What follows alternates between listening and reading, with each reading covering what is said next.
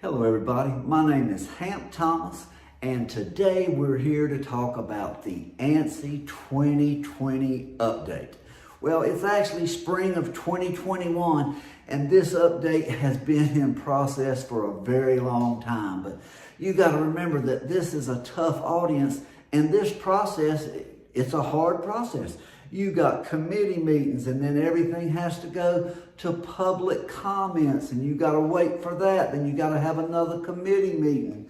And then even after everything is agreed to, the ANSI Foundation, who oversees thousands of measurement standards, they have to approve it before it can finally be released. So even under the best of circumstances, this is a slow process, and you throw in a pandemic and yeah, it's taken a long time to get this update done. But is it going to be worth it? We hope so.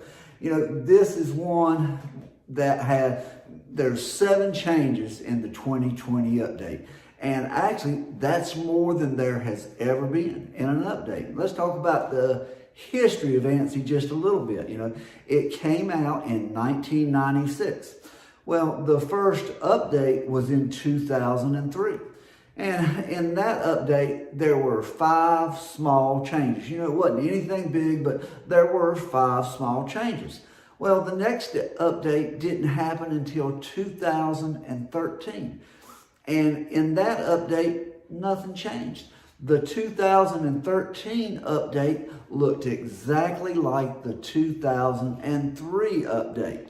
So now skip forward and we come to the 3rd update in 25 years. Think about that now. This is only the 3rd update in 25 years. You know, we got a 16-page document covering something as complex and measuring residential square footage, and this is our 3rd update. But in this time, we had 28 proposed changes and 7 were approved. You know, that's a big deal. You know, with this being such a tough audience, to get 7 changes to go through, it's a very big deal. But now, when you go to work tomorrow, you know, you're not going to have to relearn how to measure a house. And there's really probably only one thing in this update that's going to affect the way that you actually measure a house. You know, a lot of it is terminology, you know, housekeeping, if you will. But anyway, we're going to go over all of those 7 changes and let you know how they will impact your work process.